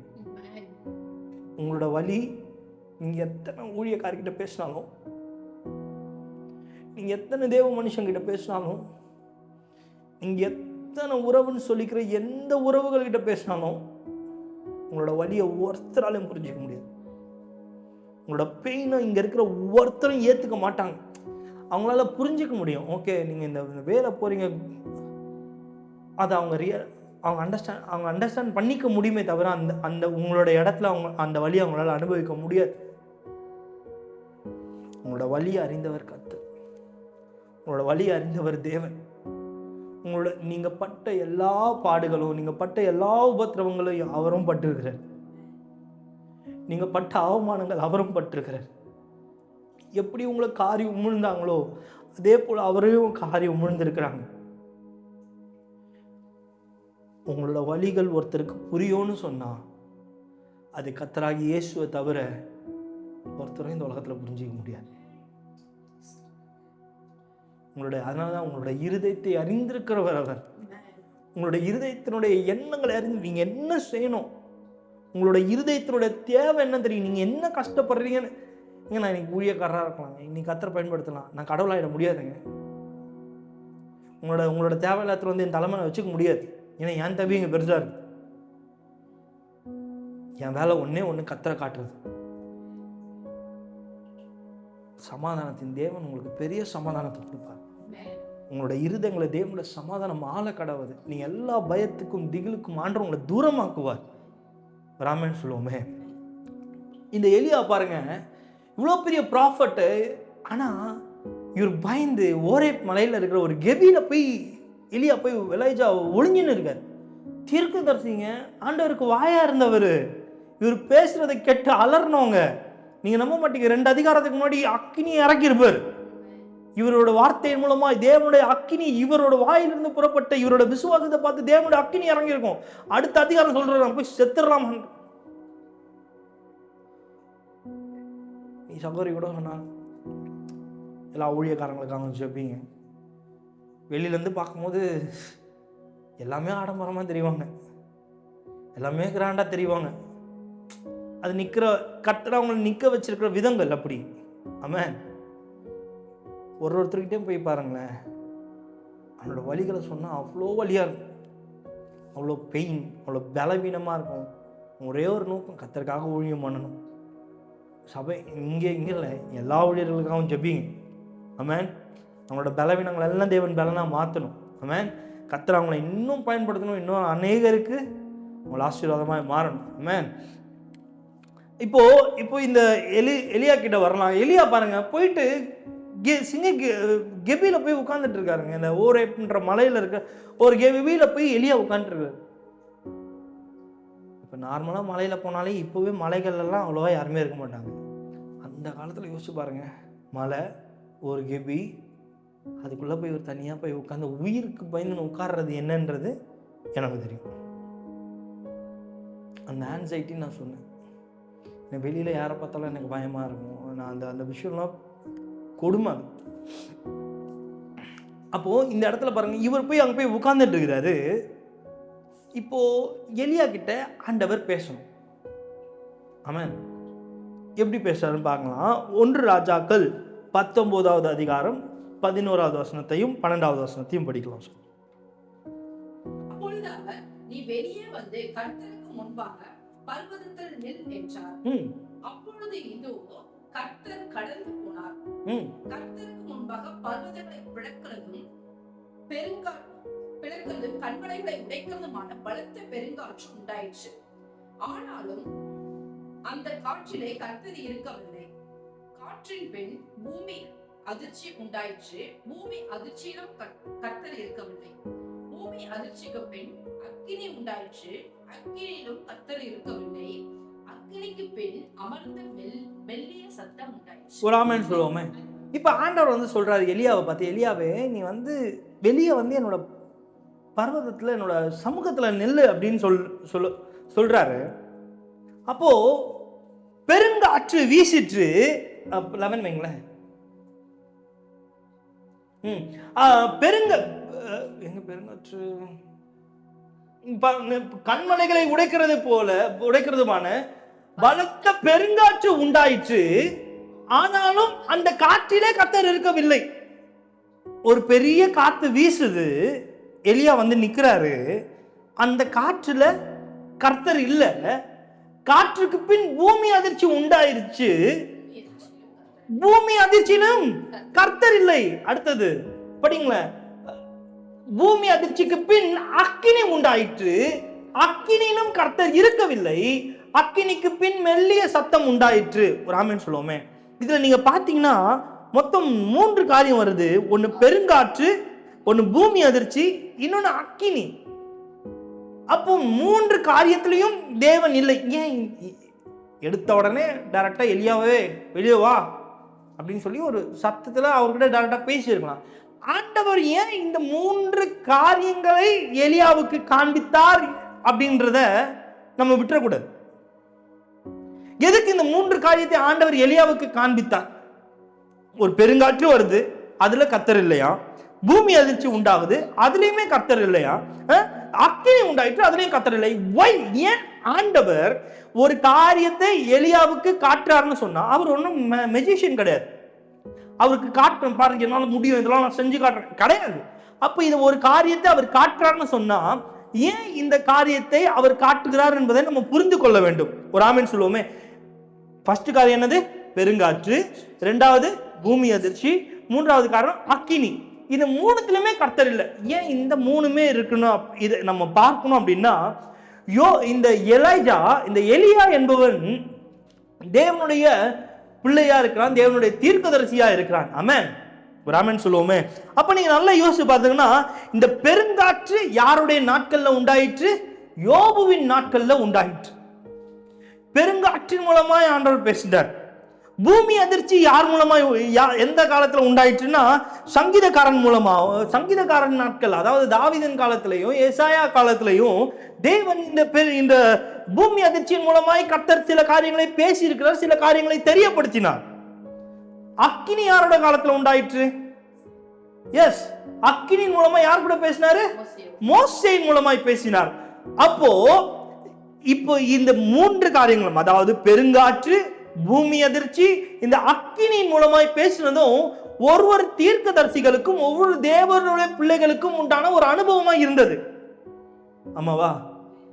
ஆனா எலியா நினைச்சிருப்பாரு, ஆண்டவர் பெருங்காற்று மூலமா பேச போறாரு. யோபு கிட்ட பேசின மாதிரி ஆண்டவர் பெருங்காற்று மூலமா என் கூட பேச போகிறாரு. இல்ல, பூமி அதிர்ச்சி வந்துருச்சு. அடுத்து பூமி அதிர்ச்சி வந்துருச்சு. ஏன்னா இப்போ இஸ் ரெடி, அவன் ரெடியா இருக்கிறான். இப்ப ஆண்டவர் எப்போ பேசுவார் அப்படின்னு. பூமி அதிர்ச்சி உண்டானோன்னு இவனுக்குள்ள ஒரு பெரிய ஹாப்பி. தாவீது கூட பேசினது தேவன், எசாயா கூட பேசின தேவன் என் கூட இப்ப பேச போறாருன்னு அவன் ஆயத்தமாகறான். அக்கினி அதுலயுமே பேசல, ஏன்னா அதுலயுமே கர்த்தர் இல்ல. அக்கினியின் மூலமா வரும்போது, ஆஹா, மோசேயோட பேசிய தேவன், அக்கினியா இறங்கிய தேவன் என் கூட பேசுவார்னு அவன் நினைச்சிருக்கலாம். ஆனா இவர்கள் இடத்திலாம் எப்படிலாம் ஆண்டவர் பேசினாரோ, இவர்களை விடவும் ஒரு வித்தியாசமான ஒரு எக்ஸ்பீரியன்ஸ் யாருக்கு இருந்துச்சுன்னா இந்த எலியாவுக்கு இருந்தது. ஆமென் சொல்லுவோமே. ஏன் என்று சொன்னால், அக்கினிக்கு பின் அமர்ந்த ஒரு மெல்லிய சத்தம் உண்டாயிற்று. ஆமென் சொல்லுவோமே. அப்போ தேவன் எப்படி எலியாவின் இடத்துல பேசினார்னா, சம்டைம்ஸ் நம்ம சொல்லுவாங்க, நிறைய ஊழியக்காரங்க சொல்லி கேள்விப்படுறேன், நீங்க இப்படி பண்ணுங்க கர்த்தர் உங்களோடு கூட பேசுவார், நீங்க இதை செய்யுங்க கர்த்தர் உங்களோடு கூட பேசுவார், நீங்க இந்த மாதிரிலாம் ட்ரை பண்ணுங்க அப்படின்னு. திரும்பவும் சொல்றேன், இவங்களெல்லாம் யாரும் ஃபாலோ பண்ணாதீங்க. இவங்களை மாறி எலியா கிட்ட ஆண்டவர் பேசல. மோசேக்கு தேவன் ஒரு ஸ்டைல் வச்சிருந்தார். மோசே கிட்டத்துல எப்படி பேசணும்னு ஆண்டவருக்கு தெரியும். ஒரு ஆமென் சொல்லுவோமே. எந்த வேலை மோசே கிட்ட நார்மலா போயிட்டு மோசே அப்படின்னு சொல்லல. மோசே ஒரு கொலகாரனா இருக்கும்போது முச்செடியில போய், ஏன்னா அவன் மோசே எந்த வழியில பேசினா மோசே கேட்பான்றது ஆண்டவருக்கு தெரியும். யோபு இடத்துல எப்படி பேசினா யோபுக்கு கர்த்தரோட சத்தம் கேட்கணும்னு கர்த்தருக்கு தெரியும். ஒரு ஆமென் சொல்லுவோமே. சங்கீதக்காரங்கிட்டையும் எஸ்ஐயா கிட்டையும் எப்படி பேசினா இவங்க கேட்பாங்கன்றது தெரியும். அவங்க வழி மாதிரியே என் வழி வரணுன்றதை நீங்க நினைக்காதீங்க. அவங்க கூட ஆண்டவர் பேசினது போலவே எனக்கு அந்த ஒரு அனுபவம் வேணும். சம்டைம்ஸ் நம்ம கேட்போம் இல்லையா, நான் கேட்டிருக்கேன் நிறைய. அவங்க சில ஊழியக்காரங்களோட அனுபவங்கள்லாம் சொல்லும் போது, இந்த சாட்சிகள்லாம் கேட்கும்போது, நான் ஆண்டவரே எனக்கு இப்பேற்பட்ட ஒரு அனுபவத்தை தாங்களேன், எனக்கு இந்த மாதிரி ஒரு அனுபவம் தாங்களேன், இந்த மாதிரி ஒரு நான் கேட்டிருக்கேன். ஆனால் ஒரு காலகட்டத்தில் தான் புரிஞ்சுது, அது அவர்களுக்கு ஏற்ற வழியில் ஆண்டவர் போதித்திருக்கிறார், அவர்களுக்கு ஏற்ற வழியில் போதித்திருக்கிறார், அவர்களுக்கு ஏற்ற வழியில் பேசியிருக்கிறார். உங்களுக்கு ஏற்ற ஒரு வழி இருக்குது. உங்களிடத்துல அவருக்கு எப்படி பேசணுன்றது தெரியும். ஒரு ஆமென் சொல்லுவோமே. மற்றவர்களோட அனுபவம் உங்களோட வாழ்க்கையை ஃபில் பண்ண தேவை கிடையாது. உங்களுக்கு என்று ஒரு தனி வழி, உங்களுக்குன்னு ஆவியானவர் எப்படி பேசணும் அவருக்கு கிளியரா தெரியும். அப்போ நீங்க யோசிச்சு பாருங்களேன், ஏசாயா கிட்ட அப்போ எலியா கிட்ட பேசணும்னா 3 காரியத்தையும் காட்டுறதுக்கு முன்னாடி டைரக்டா வந்து மெல்லி சத்தம், எலியாவே நல்லப்பா நான் மாதிரி உன்னை பண்ண போறேன், இந்த மாதிரி நான் உனக்கு கூட்டின்னு போக போறேன், மானத்துல கூட்டின்னு போயிட போறேன் சொல்லியிருக்கலாமா? சொல்லியிருக்கூடாது.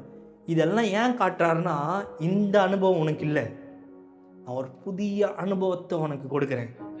நான் மற்றவர்களை போல மோசேவன்யமா பார்த்து நீ மோசே பெரியவன்றான்னு நினைச்சிருக்கலாம், இல்லை யோபுவை பார்த்து யோபு ரொம்ப பெரிய ஒரு பக்தனா நம்ம நினைச்சிருக்கலாம், தாவீதை பார்த்தோம், ஏசாயாவை பார்த்தோம், பெரிய தீர்க்கதரிசிகள் நினைச்சிருக்கலாம்.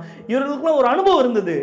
ஆனா அந்த அனுபவத்தை நான் உனக்கு கொடுக்க மாட்டேன், நான் உனக்கு ஒரு புதிய அனுபவத்தை நான் உனக்கு கொடுக்கிறேன்.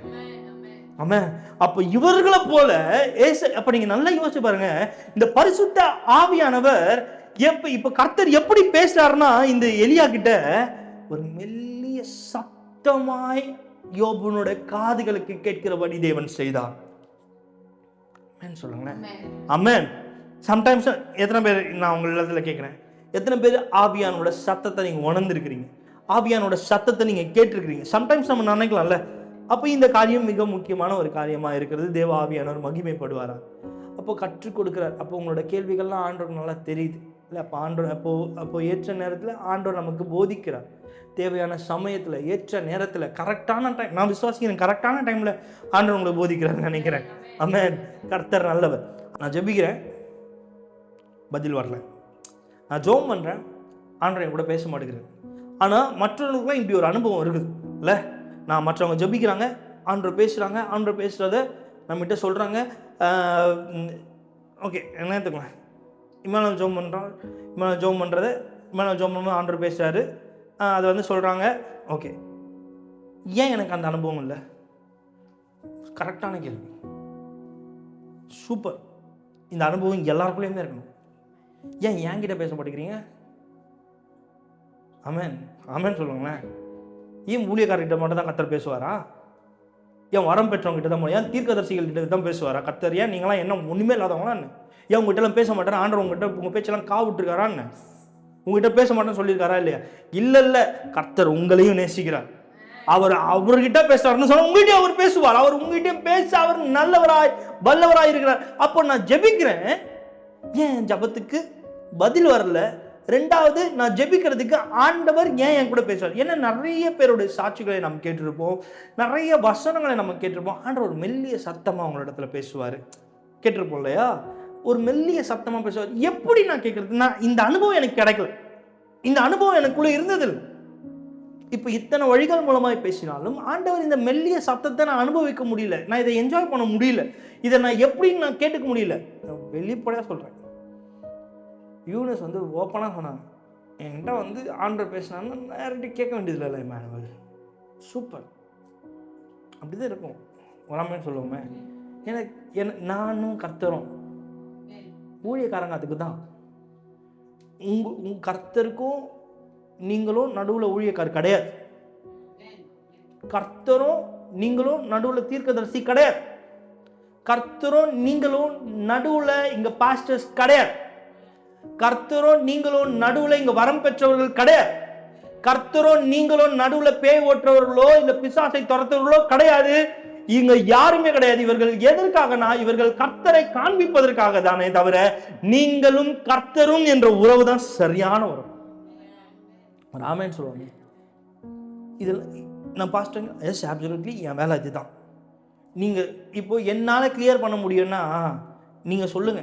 இன்னைக்கு நிறைய பேர் என்னன்னா உங்களால முடியலையா, வியாதியா, கஷ்டமா, என்கிட்ட கொடுங்க, என்கிட்ட குறிப்பு எழுதி கொடுங்க, நான் ஜெபம் பண்ணிக்கிறேன், நான் ஜெபம். ஏன் ஏன் உங்களுக்குள்ள ஒரு கேள்வி எழுமல, ஏன் நான் பண்ண கேட்க மாட்டாரா, ஏன் என் ஜெபம் கேட்கப்படலை, ஏன் என் கூட பேச மாட்டாரான்னு கேட்டா அப்ப நம்ம ஏதோ ஒரு காரியம் நம்ம மிஸ்டேக் பண்றோம்.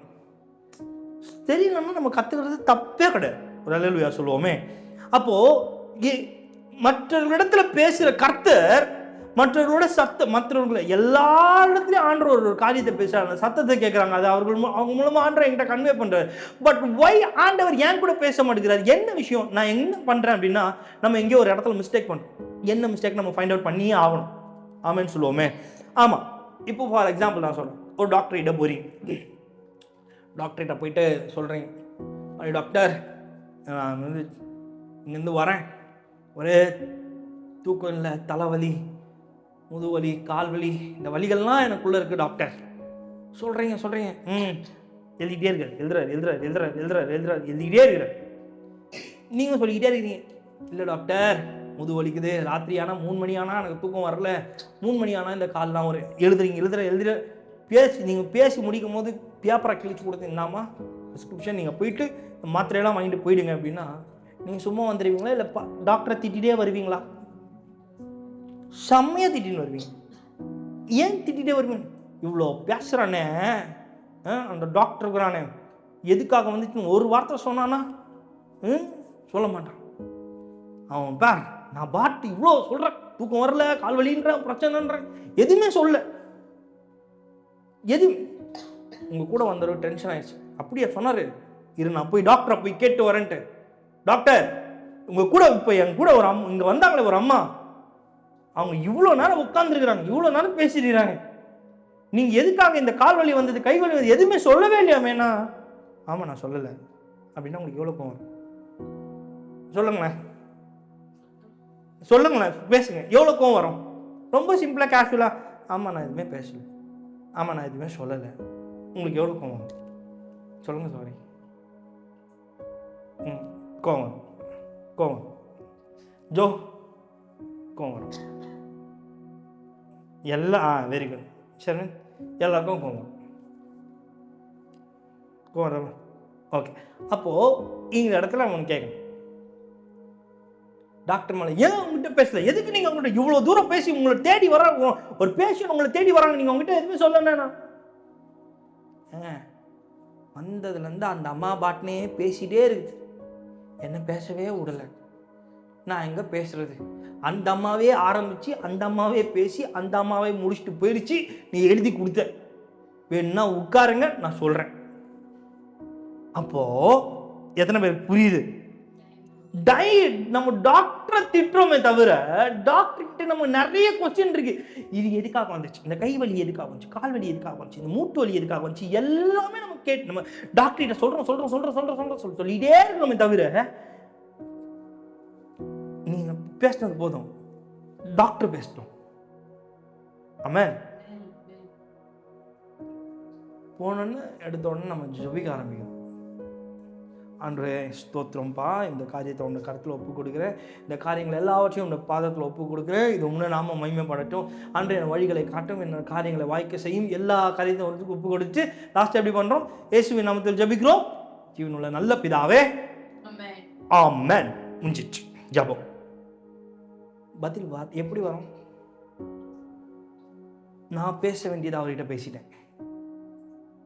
நான் என்ன கவலைகளோ, என்னுடைய தேவைகளோ, என்னோட குழப்பங்களோ, எனக்கு பதில் வராத சூழ்நிலைகளோ எல்லாத்தையும் யார் இடத்துல சொல்லிட்டேன்?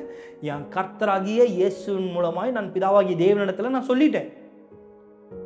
அப்ப அவர் பேசணும்னா நான் ஆமென்னு சொல்லிட்டு எழுந்து போயிடக்கூடாது. சாமுவேல் சொல்றாரு, Lord speak Lord, your servant is listening. Samuel சொல்றாரு, கர்த்தாவே சொல்லும். நீர் எவ்வளவு ஞானமா ஏலி கத்து கொடுத்துருக்காரு பாருங்க. நீர் பேசும் நான் கேட்கிறேன், நீர் பேசும் நான் கேட்கிறேன். அவன் சாமுவேலேன்னு கூப்பிடும் போதெல்லாம் யார்கிட்ட போனாரு? ஏலி கிட்ட தான் போனாரு. ஆனால் லார்ட் ஸ்பீக் லார்ட், நீர் பேசும் அடியேன் கேட்கிறேன் போது ஏலி கிட்ட போக வேண்டியதில்லை, சாமுவேல் கிட்டேயே தேவன் பேசினார். உங்களுக்கு ஒரு இப்பேற்பட்ட ஒரு அனுபவம் வேணும்னா நீங்கள் ஜெபம் பண்ணி முடிச்சிட்ட பிறகு ஜெபிக்கும் போதே நீர் பேசும், என் காதுகளை திறந்தருளும், உடைய சத்தத்தை கேட்கிற ஒரு அனுபவத்தை எனக்கு தந்தருளும்.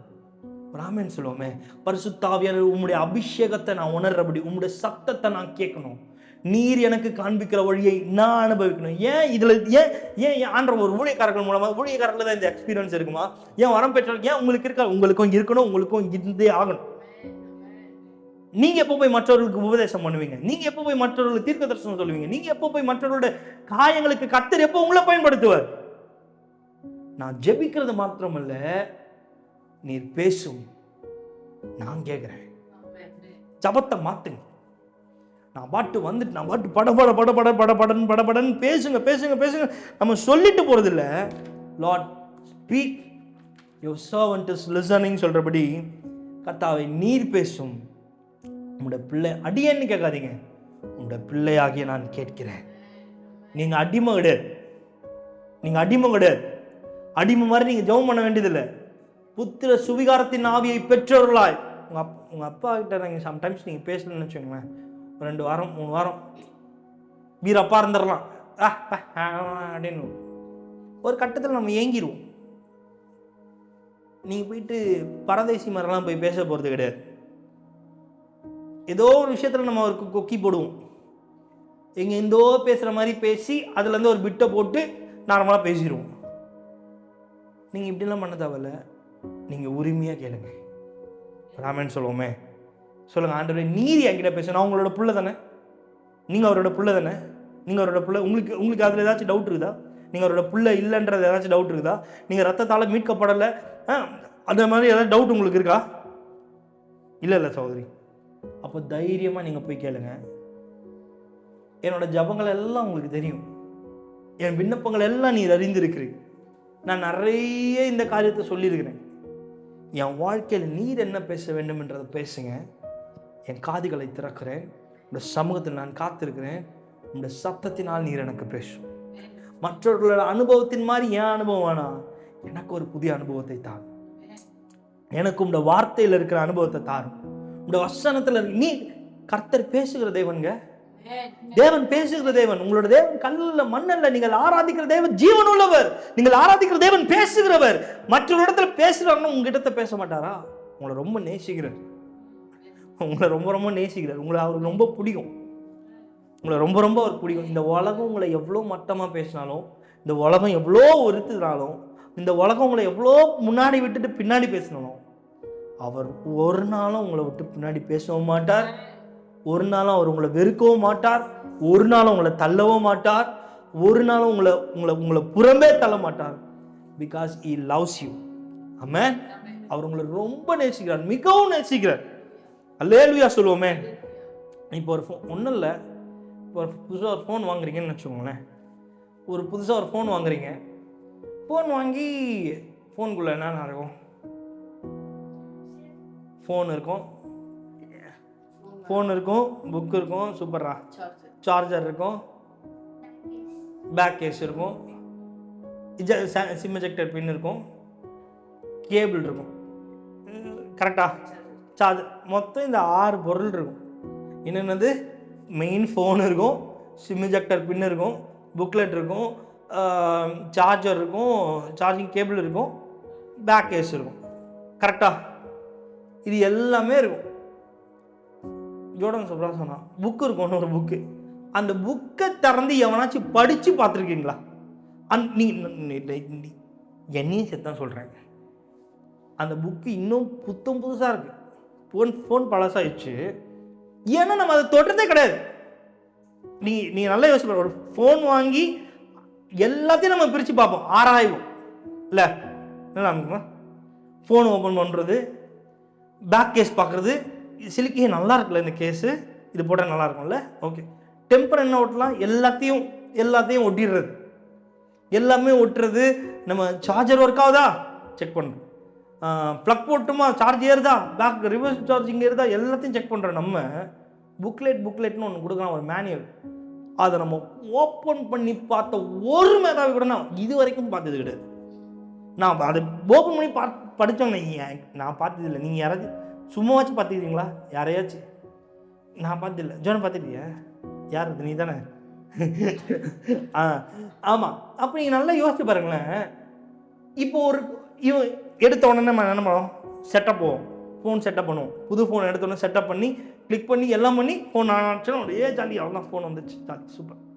நம்ம எதாவது ஃபோனில் ஏதாவது மிஸ்டேக் ஆகுதுன்னு நினச்சிக்கோங்களேன், ஏதாச்சும் சாஃப்ட்வேர் இஷ்யூ, ஏதாவது நெட்வொர்க் இஷ்யூ வந்துச்சுன்னு நினச்சிக்கோங்களேன், உடனே யூடியூப் போகிறது, how to fix this solution, how to fix this அப்படின்னு ஒரு தட்டுன்னு நினச்சிக்கோங்களேன். ஒரு 10-20 பேர் போட்டிருப்பான், how to fix this, how to fix this, how to fix திஸ்ன்னு ஸ்டெப் பை அவன் ஆரம்பிப்பான். எடுத்த உடனே சொல்கிற மாட்டான். இன்றைக்கி தான் முதல்ல எங்களுக்கு சேனல் பண்ணுங்க, சேனல் மறக்காமல் சப்ஸ்கிரைப் பண்ணுறீங்க, லைக் பண்ணுங்கள், ஷேர் பண்ணுங்கள். இது மூலமாக உங்களுக்கு அது வெற்றி கதை. இது மூலமாக நீங்கள் ஷேர் பண்ணுற மூலமாக அவன் எடுத்தோன்னே 30 செகண்ட் அவன் பேச, வாங்க நம்ம நிகழ்ச்சிக்குள்ளே போகலாம், வாங்க நம்மளோட ஷோக்குள்ளே போகலாம் அப்படின்னு சொல்லிட்டு அவன் பேச ஆரம்பிப்பான். அவனோட தீம் லோகோ போட்டுட்டு அவன் நம்ம ஊரில் சாட்சி சொல்கிற மாதிரி சொல்லுவான். நான் ஆரம்பிக்கும் போது, யூடியூப் ஆரம்பிக்கும் போது இப்படி தான் இருந்தேன், எனக்கும் நிறைய டெக்கை பற்றிலாம் தெரியாது. ஏன்னா அங்கே டெக் ஆரம்பிக்கும் போது சில ரொம்ப பெரிய இன்ஃப்ளூயன்சர்ஸ்லாம் இருந்தாங்க, நான் டெக் இன்ஜினியர்ஸ்லாம் இருந்தாங்க, எங்களுக்கு ஒன்றும் பெரியதாக தெரியாது. அவன் பேசுவான், பேசிக்கிட்டே இருப்பான். லாஸ்ட்டாக சொல்லுவான், எப்படி இது ஒன்று பண்ணோம்னா, இது இப்போ ஃபோன் எடுத்தீங்களா, இப்போ ஹோம் ஸ்க்ரீன் அனுப்புங்க, நீங்களும் அவன் டிவியில் சொல்கிறபடியே ஹோம் ஸ்க்ரீன் அனுப்பிட்டேன், வந்துருச்சுங்களா, இப்போ செட்டிங்ஸ்குள்ளே போங்க. எத்தனை பேர் போயிருக்கிறீங்க? நானும் போயிருக்கேன். செட்டிங்ஸ்குள்ளே போங்க, செட்டிங்ஸ்குள்ளே போக சொல்கிறாங்க பார், போ செட்டிங்ஸ். அதில் கீழே போன அபவ் ஃபோனுன்னு ஒன்று இருக்கும், டச் பண்ணுங்க, டச். அங்கே போய்ட்டு 2-3 இது சொல்லுவோம், ஒர்க் ஆயிடுச்சு. ஒரே ஆச்சரியம். அவனை லைக்கை போடுறான், அவனை சப்ஸ்கிரைப் பண்ணுறான் சேனலில், போட அவனுக்கு லைக்கை போட லைக் போட்டு, bro thanks for this fix this, wow this amazing, நான் இப்படி ஒரு டெக்கை நான் பார்த்ததே கிடையாது, வாவ் வண்டர்ஃபுல் ப்ரோ அப்படின்னு அவனை சொல்லி அவனை 4 பேருக்கு அனுப்பி விட்டுறது. ஒன்றுமே கிடையாது. அவனுக்கு எப்படி தெரியும்னா, உங்கள் கையில் இருக்கிற ஒரு புக்கு, அதை அவன் படித்து அவன் வீடியோ போட்டுருப்பான். அந்த வீடியோ நீங்கள் பார்த்து அவனுக்கு லைக் பண்ணி அவனை உற்சாகப்படுத்துறீங்க. அதே புக்கு உங்ககிட்டயும் இருக்குது. எத்தனை பேருக்கு புரியுது? அதே புக்கு உங்ககிட்டயும் இருக்குது. ஆனா நம்ம யாரை பார்த்துட்டு இருக்கிறோம்? இன்னொருத்தரை பார்த்துட்டு இருக்கிறோம். எத்தனை பேருக்கு புரியுது? ஆமென். அப்போ மற்றவர்கள் மூலமா அவங்க சொல்லுவாங்களா? அவங்க இந்த ஏங்க, உங்ககிட்டே மேனுவல் இருக்கு, உங்ககிட்டயே புக் இருக்கு. அவன் எந்த புக்கை பார்த்துட்டு வீடியோ போடுறானோ அதே புக்கு உங்ககிட்டயுமே இருக்கு. அவன் படிச்சு வீடியோ போட்டு அவன் பாஸ் ஆயிட்டான். நம்ம அவனை பார்த்து அவனை உற்சாகப்படுத்தின்னு இருக்கோம். உங்க புக்கில் இருக்கிறத நீங்க படிங்க. ஒரு ஆமென் சொல்லுவோமே. உங்க வேதத்தில் இருக்கிற புக்கை நீங்க உள்ள இருக்க படிங்க. உங்களுக்குள்ள என்னென்ன ரிப்பேரோ ஆவியானவரே மாற்றுவார். அப்போ நீங்க நான் சொல்லியிருந்த 5வது காரியம் எத்தனை பேர் புரியுது? ஆவியானவர் உங்களோடு கூட ஒரு மெல்லிய சத்தமாய் பேசுவார். அப்போ அவர் பேசுகிற வரைக்கும் நான் காத்திருக்கணும். ஆமென் சொல்லுவோமே. எடுத்த உடனே தேவ நாம மகிமைப்படட்டும். ஊழியத்துக்கு வரும்போது நான் ஃபிக்ஸ் பண்ணிட்டு வந்தேன். நானே ஒரு தீர்மானம் எடுத்துறேன். ஆண்டவரே, நான் தொடர்ந்து ஒரு 3 நாள் ஃபாஸ்டிங் போடுறேன். எனக்கு அபிஷேகத்தினால நிரப்பி நீ வந்துவிட்டு நான் வழிஞ்சு ஓடணும் ஆண்டவர். நானே தீர்மானம் பண்ணிட்டு நானே ஜெபிக்க ஆரம்பிச்சிட்டேன். முதல் நாள், ஆண்டவரே அபிஷேகத்தினால நிரப்புவீராக, ஆண்டவரே தீர்க்கதரிசி, ஆண்டவரே அடிக்கடி எனக்குன்னா அன்றன்னு அந்நிய பாஷை பேசணும், ஆண்டவரே எனக்கு அந்நிய பாஷையின் வரத்தை தாரும் கேட்பேன், கதறுவேன். 2வது நாள் அப்படிதான். 2வது நாள் ஃபுல் ஃபயராக போச்சு. இதே இடத்துல தான். என்ன ஃபயர்ன்றீங்க, வெறும் ஜபம் தான், ஆனால் அப்படி அனலாக இருக்கும். 3வது நாள் ஜபம் பண்ணேன். 3வது நாள் கிடைக்கல.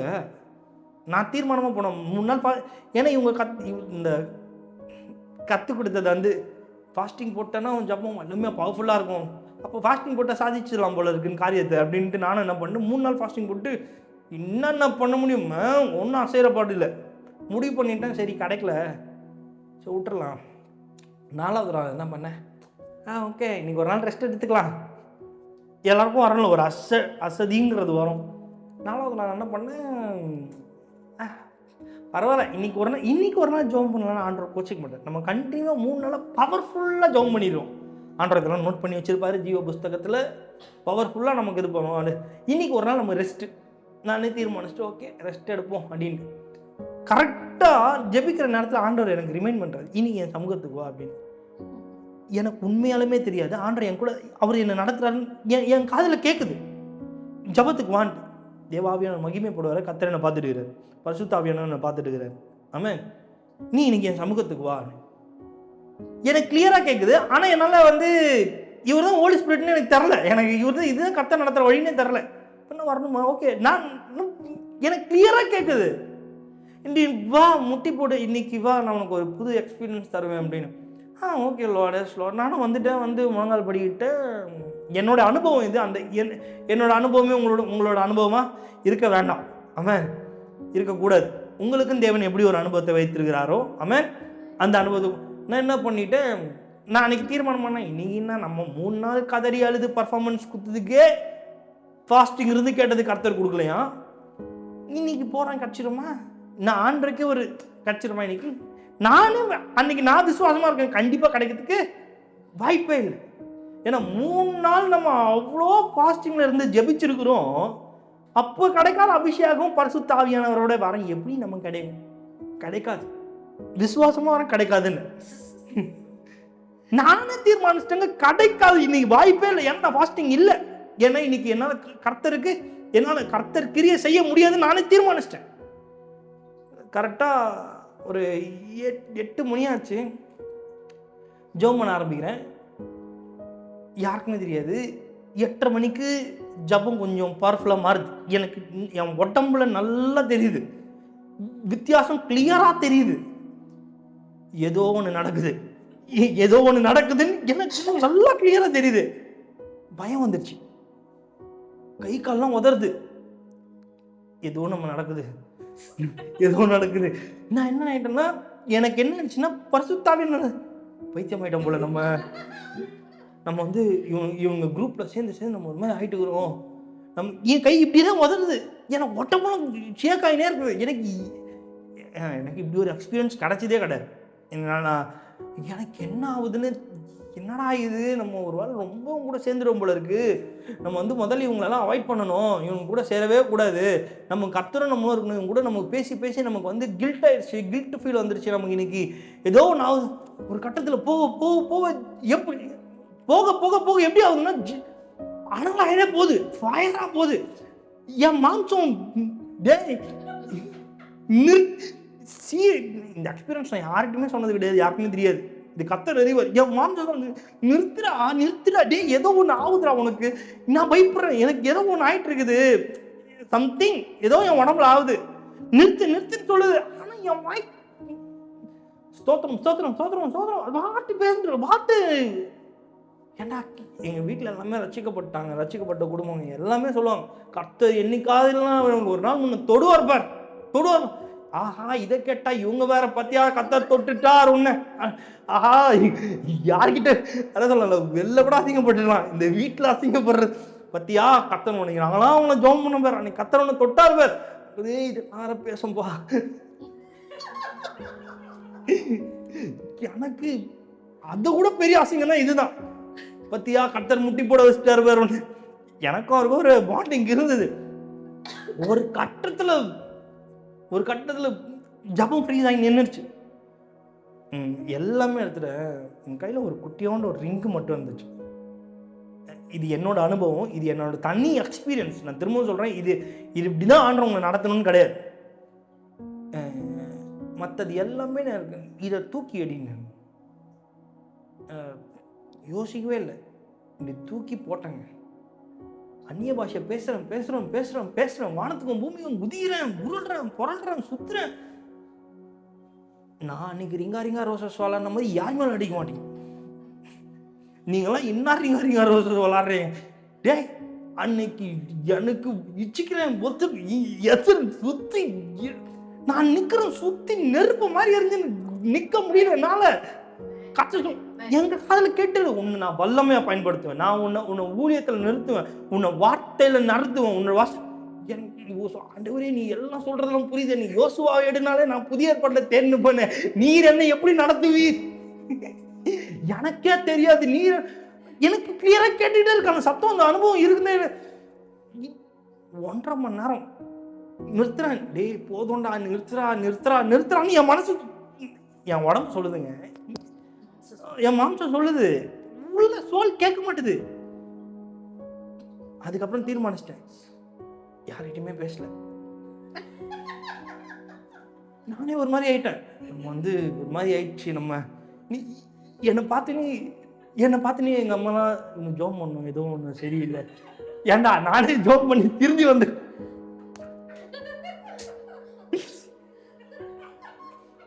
நான் அப்போதான் அபிஷேகம் பத்தி மூஞ்சி பாரு ஏதோ ஒன்று அடிச்ச மாதிரி இருக்கு.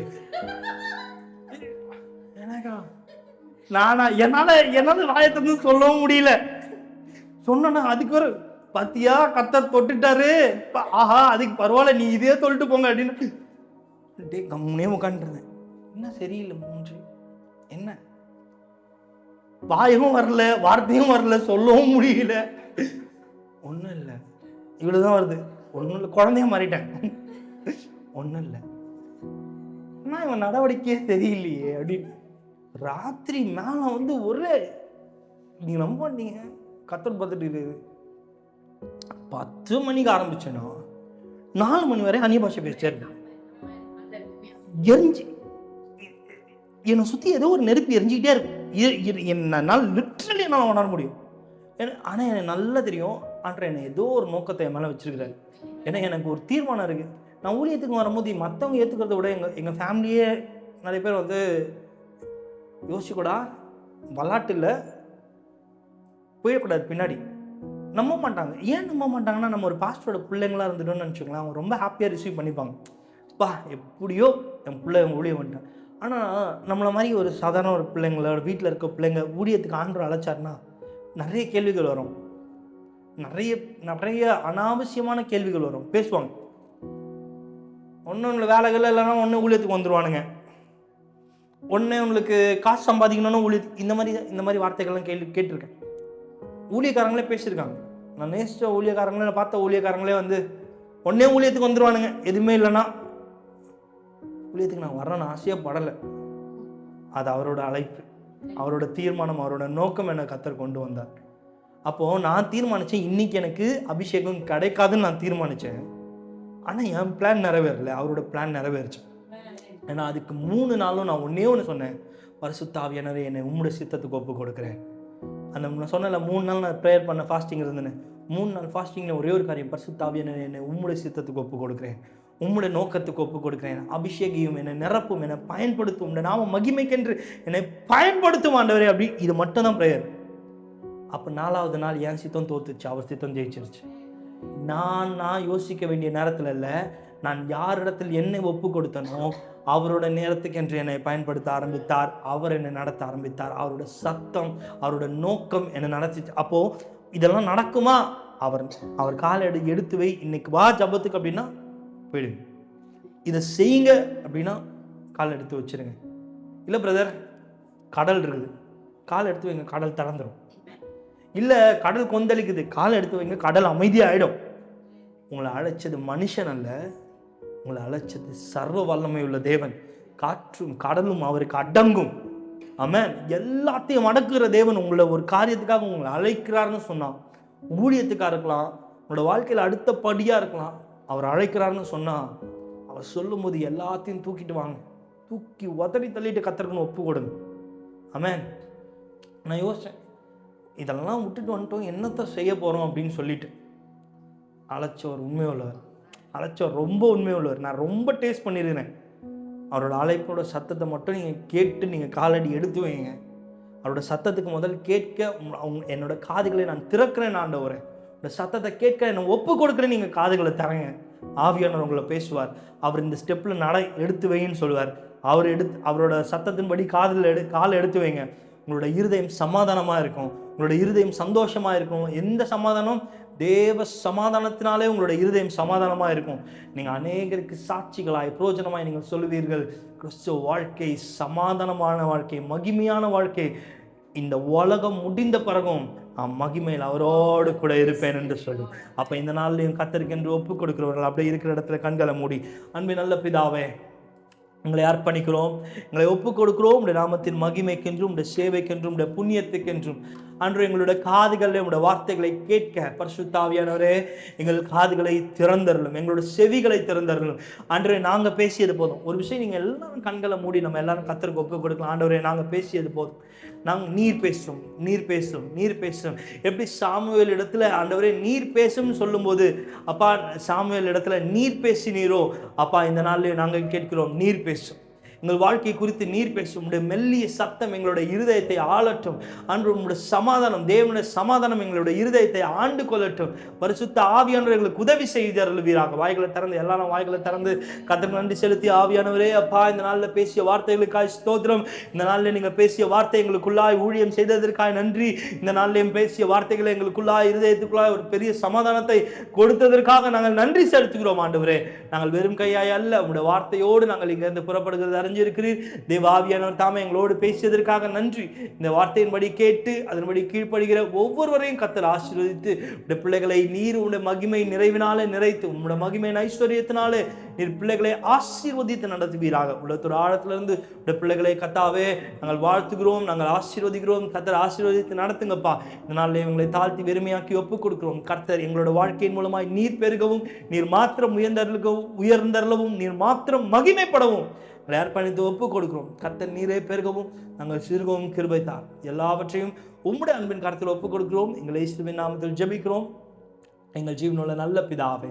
ஆமென். சேர்ந்து சொல்லுவோம், என் ஆத்துமாவே கர்த்தரை ஸ்தோத்ரி, என் முழுமே அவர் பரிசுத்த நாமத்தை ஸ்தோத்ரி. என் ஆத்துமாவே கர்த்தரை ஸ்தோத்ரி, கர்த்தர் செய்த சகல உபகாரங்களை மறவாதே. ஆமென். நம்முடைய கர்த்தராகிய இயேசு கிறிஸ்துவின் கிருபையும், பிதாவாகிய தேவனுடைய அன்பும், பரிசுத்த ஆவியானவருடைய அந்யுன்யமும், ஐக்கியமும், சந்தோஷமும், சமாதானமும் கிறிஸ்து இயேசு வருகை மற்றும் நம் அனைவரோடும் என்றென்றும் தங்கியிருப்பதாக.